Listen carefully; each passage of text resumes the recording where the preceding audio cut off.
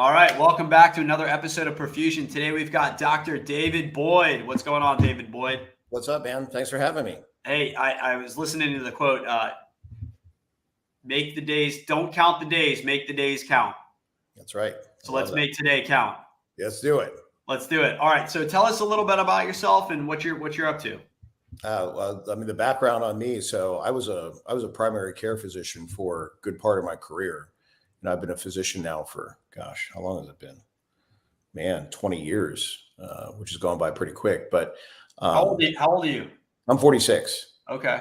Yeah. So the long and short of it is essentially, around the time that COVID happened, it was kind of an awakening for me. Like I made this realization that it's like, I felt like I was a bit more of the problem than the solution.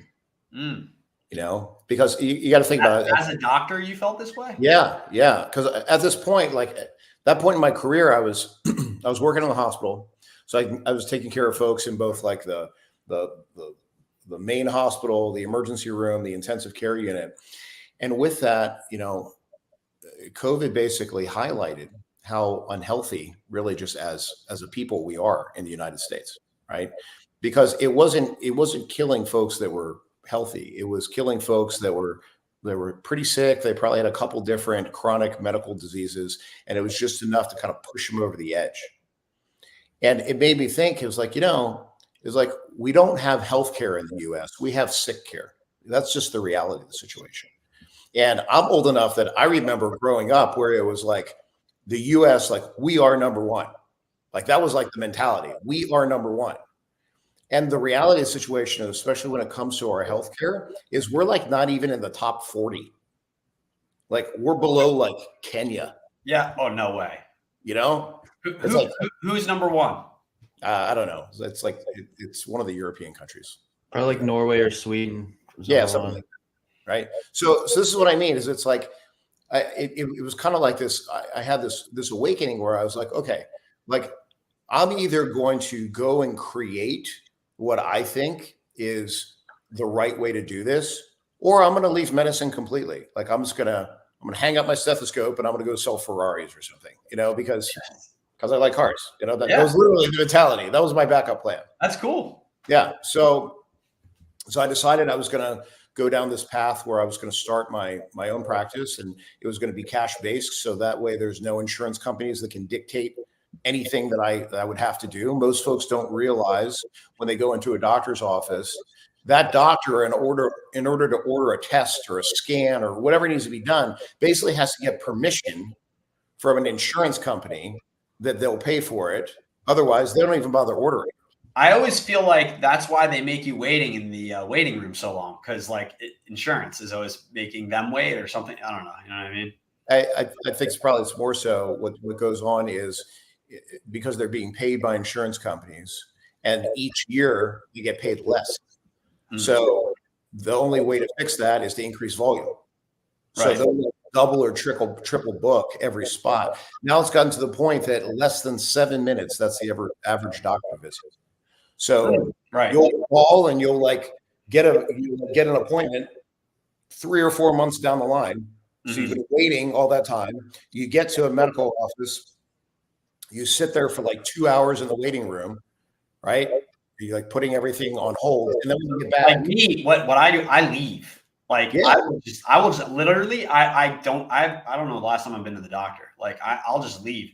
Precisely. Like, I want to redefine healthcare. I bet you do too. Yes, absolutely. That became my mission, and in the process thereof of starting a business, which I knew nothing about, I fell on my face over and over and over. And I didn't realize that's the path of entrepreneurship. So what was really cool was as I was falling on my face, when I would attract new patients and things like that, they happened to be entrepreneurs. And like any entrepreneur is always interested in well, hey, how's your business doing? So I would get these little pearls of wisdom along the way and encouragement. And it was essentially the message that was passed to me was like, hey, look, entrepreneurship is not a linear thing. Like there's ups and downs, but you just keep pushing forward. Like it's perseverance, and you have to keep pushing forward. And I did. And as I did, like, sure enough, like, figured out some stuff along the way. And now, like, I'm super grateful to be where I'm at. Now I'm the private physician to some of the top entrepreneurs in the country. And it's pretty amazing. And you're based in Phoenix or Yeah. Scottsdale? Yeah, I'm based in Phoenix, but I take care of folks all over the country, so for certainly folks here in Arizona, but I have other folks that, they'll typically fly in. We put them through a very extensive executive physical, extensive enough that I have it trademarked as the ultimate human analysis for a reason, because we truly go above and beyond any other, executive physical health program that's out there. And then the whole point of doing this is to try to find problems when they're small before they ever get out of hand. And then the next step to that is to reverse engineer what success they want. What I mean by that is, someone who's a $5 million a year person that wants to become a $10 million a year person. Those are two different people. So in order to make that happen, that's when it's like, okay, what do we need to get dialed in for you? Like, do we need to get you more fit? Do we need to get you to sleep better? Do we need to get you to have better sex so that you feel more connected in your relationships? Like, what is it that we need to reverse engineer in order for you to have that growth? Because the bottom line is health truly is wealth. Right. And so the healthier you are, literally, the more money that you make. Yeah.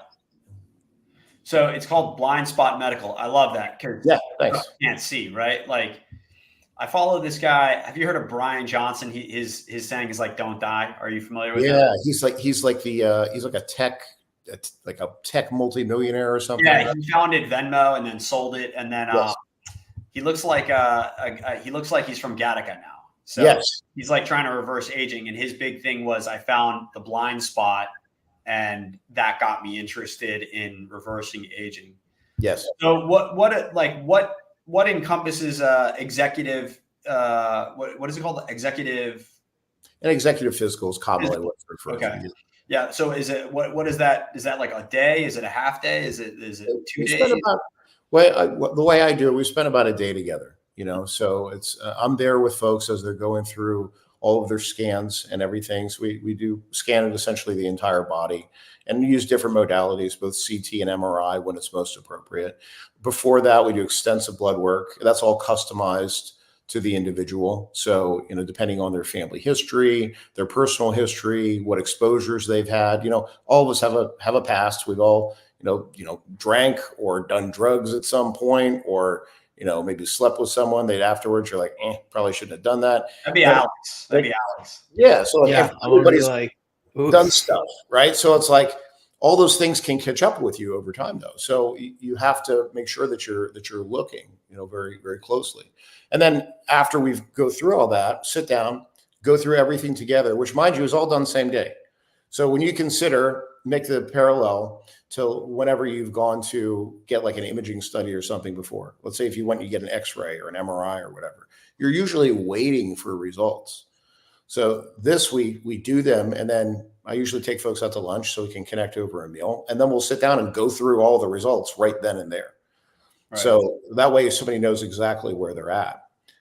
Then we address whatever issues that we find. Sometimes we find some pretty big things. Sometimes not. Of course, we hope we don't find anything. We hope we give somebody just the golden ticket that says, hey, everything looks great.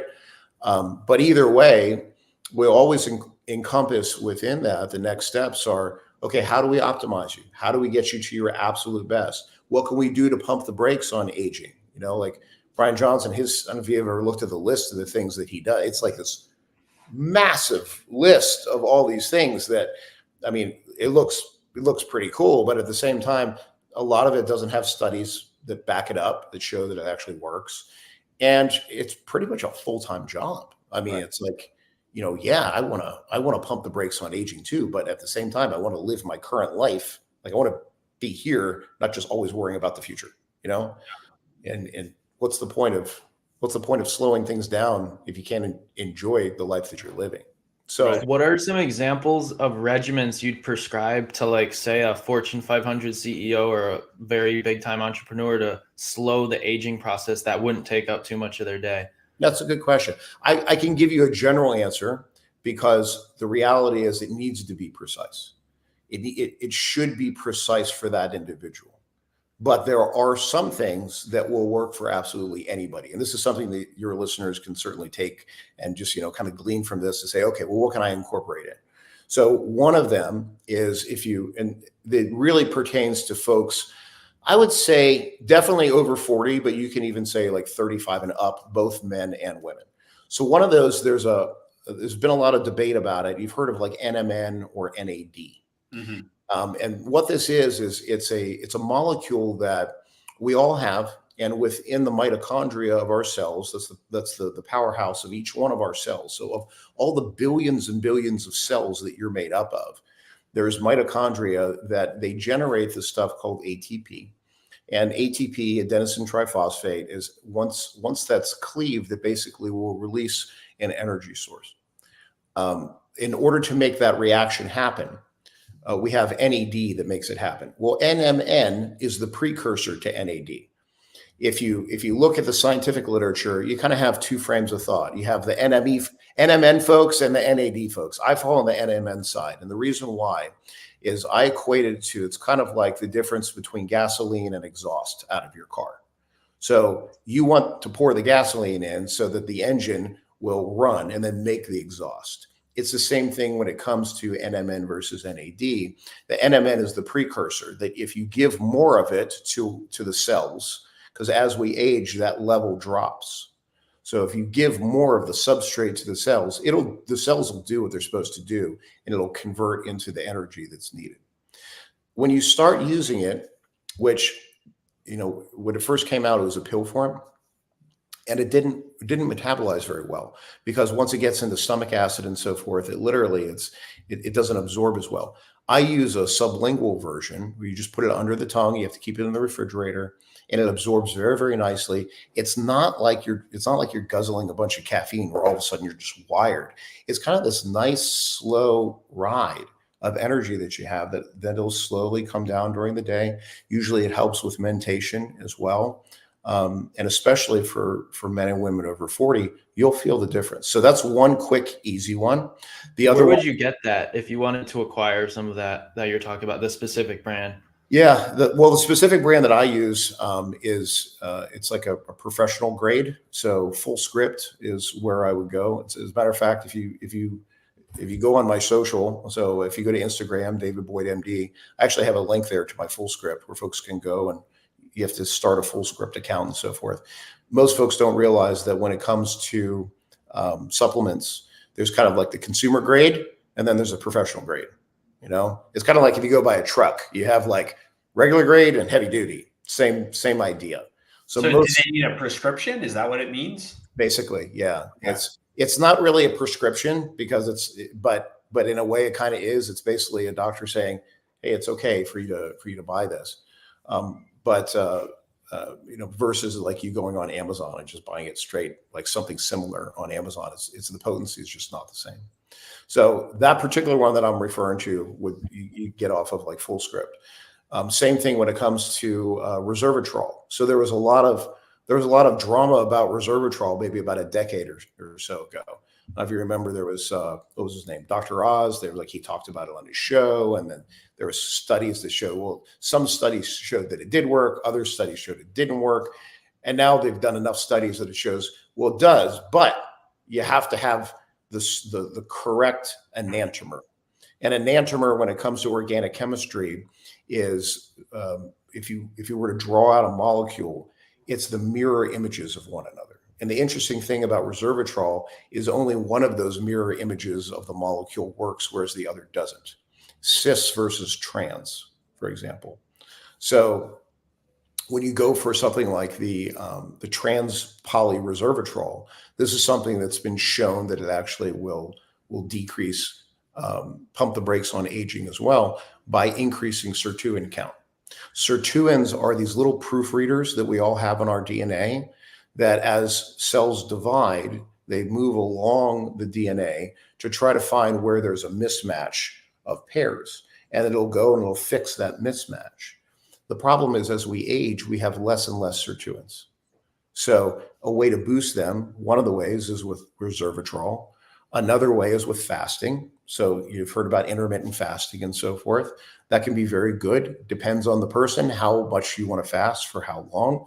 Because once you go fasting past 24 hours, for example, you actually start to consume muscle tissue and lose muscle mass. I'm a big proponent of guys and girls keeping as much muscle mass on their frame as possible, especially as we age. And then the other thing that works nicely to slow aging is actually cold exposure. So you see all this stuff, everybody doing the ice plunges and things like that, which are good, but they're not great. The reality is you don't need to, torture yourself being in 34-degree water. As a matter of fact, the studies actually show 52 degrees for 12 minutes per week. So you'll see these folks that are like, they're on social, they're getting in there, they're like, have big blocks of ice and they're like, turning blue as you don't actually need to beat yourself up that much in order to get the effect that you're looking for. 12 minutes total for the week, which when you first turn on your shower and it's chilly, you stand in that for, a minute or so. And you've certainly done enough right there. So a couple of things, since we're made up,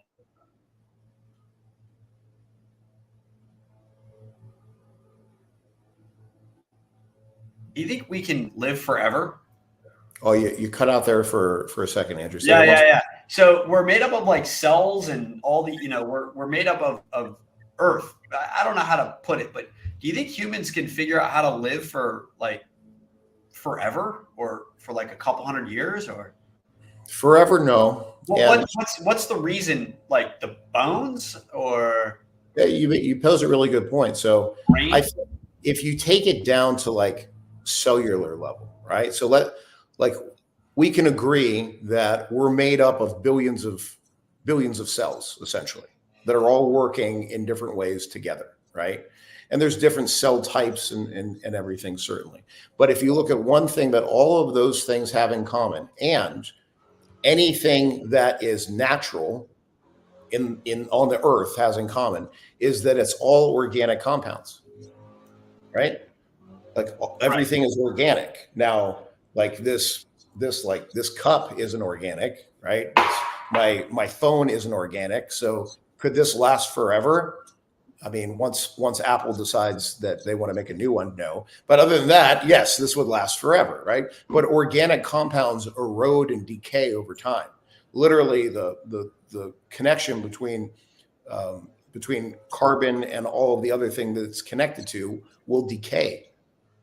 And so, no, I don't think it's possible to live forever. Can you extend life tremendously? Yes. I don't think within our lifetime that it's going to be like people living to 200, I do think it's possible to become centenarians, so age 100 and over, and still have an active life. Like that's what I think where we're at in terms of our technology. And at least right now, this may be a different story 20 years from now, but at least right now, here at age 46, I'll use myself as an example.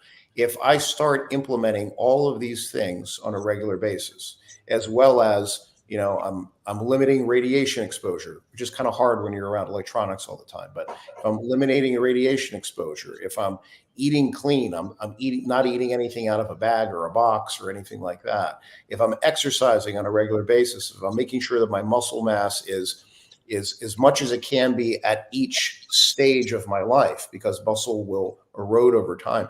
If I'm doing all those things to pump the brakes on aging, it's possible to become elderly and still have like quality of life, not just be confined to a wheelchair. So I think that's more where we're at this point, which is a pretty exciting place to be. So you mentioned fasting. Like, what do you think about 3-day fast or 2-day fast or 1 day? Do you have any opinion on that? I've done them. I think the reality of the situation is you have to ask yourself why you're doing it. Like that's step number one, because there is something to be said about just mental fortitude and like doing hard shit because you want to be freaking tough. Like, you get in 34-degree water. Let me tell you, like anything else you deal with that day is going to be a lot easier, right? Because you've faced this tough thing. I think it's the same thing with like a 3-day fast. Is there a ton of benefit of doing a 3-day fast? Not really. once you get past the first 24 hours, then in terms of, you're going to start consuming muscle tissue and things like that. Will you lose weight? Yeah, but I mean, of course you will, because just for you to run your normal functions for your body to keep running, it's going to take probably 1,100 to 1,800 calories, depending on the size of the person and such. So if you deny yourself any calories after 3 days, about 3,000 to 4,000 calories, yeah, you're going to lose a couple pounds. And a lot of times folks will be like, oh, well, I lost some weight. Well, no shit. You didn't eat for a couple of days, So I think if you're doing it for weight loss, it's not a good way. You're just going to bounce. You'll yo-yo. If you're doing a 3-day fast for mental fortitude, great. Like, prove yourself that you can do it. That's great. Make sure that you're staying well hydrated and all those things. And certainly if you have any medical conditions that, especially if you're diabetic or something like that, that's not a good idea. You have to make sure you check with your physician before you do something more extreme like that. But in general, I think doing a fast more than 24 hours is kind of a waste of time, because if you're trying to regulate your metabolism, if you're just doing it to be healthy, regulate metabolism, maybe save time, which, again, I work with a lot of busy entrepreneurs. I'm sure you're very busy as well. There are some days where you have so many things on your plate where you're like, you know what, to not have to prepare meals or anything would actually be great today. So you can move one thing to the other. If you take all those things and you look at it in a realistic manner of like, this is why I want to do a 24-hour fast, there's nothing wrong with doing that once a week, as long as, when you come off of it, you don't just go consume, as much pizza and ice cream as you can. Don't undo all the work you just did. Slide into your regular, good, healthy meal. And it's a good way to do a reset and kind of help maintain your metabolism. What would be a good source of like resveratrol? It's a good question. So again, there's, you go on Amazon, if you put in resveratrol, you find all kinds of stuff. And so you have to be careful where you get it from. I would watch the brand first and foremost. So like some of the nicer brands, like Thorne, for example, and I have no, I don't get paid by Thorne or anything like that. But I just, as a brand, I use them. I think that's a good one if you're going to buy consumer grade. Otherwise, if you're looking for a more like professional grade, you'd have to have a physician or health professional that would send you the link or prescribe it for you. And that could come through you, right? Yeah, certainly. Absolutely. And then you mentioned NAD. Is that also through a script or is there a commercial grade? Yeah. So, I mean, I like NMN more than NAD. It's the one version versus the other. So you can't take both? You can't take both? It's kind of a waste of time, to take both, But, on more of I like the sublingual as well. However, there's a company out there called Elysium that they made their product. It's combo effort between, I think it's Harvard and MIT got together and did with Mass General or something. Like, it's legit. It's the data behind it is good. I think absorption is more so the issue. So if someone didn't want to use something sublingual, then a company like Elysium, I think, would be a good one. Again, I'm not paid by Elysium or anything. I'm just Are you familiar with David Sinclair? You probably heard of him. I always was wondering, okay, this guy's on social media. He push, right? These products, are they his products, right? Yeah, I don't know. I don't know if they are or not. I can tell you, I read his book. I haven't met him in person as yet. We have some mutual friends, but he's a legit guy. His research and everything is solid, and he's really kind of heading the charge for anti-aging. The one thing I would say, because I got to run here in a sec, but the one thing I would say just for your audience and everything is be careful of like biohackers and such. Like, I don't like the term biohacking because to hack something means to make a shortcut. And the reality is in life, there's no shortcuts, So just understand that you have a lot of folks that kind of like make an industry surrounding surrounding like all these different like, bits of data and everything. You have folks that will take those bits of data and then like, okay, here now I have a product or service that'll do this. You have to do your homework, because the reality of, unless there's research behind something that proves a point, and here's the caveat, you ready for this? Research on humans. Because a lot of folks are like, there's thousands of studies that prove that this works. Yeah, on a rat. Yeah. What about a human? Yeah. You know, so until there's studies that show that it works on a human, you have a lot of folks that are going to try to sell you stuff. So I think, folks, it's incumbent upon all of us to be educated consumers in that regard, and be careful what it is that we're spending our hard-earned money on. You know, so if somebody's making a bunch of claims, always go and make sure the claims are. All right, Alex, you got anything else? Any final words? Any last questions? I mean, I found this very informative. Thank you, David. Absolutely. Absolutely. Honored to be here with you both, and truly appreciate both of you and the opportunity to get to speak with you and your audience. All right, you heard it here. Hit David Boyd up if you want to learn more. You can go to my Instagram. It's David Boyd MD. The same thing. The website's also David Boyd MD. If you want to learn more about Blindspot Medical, especially if you're a hard-charging entrepreneur that wants to escape the regular healthcare system and go to complete private healthcare. Redefining healthcare right here. All right. Thank you, Doc. Absolutely, man. Thank you.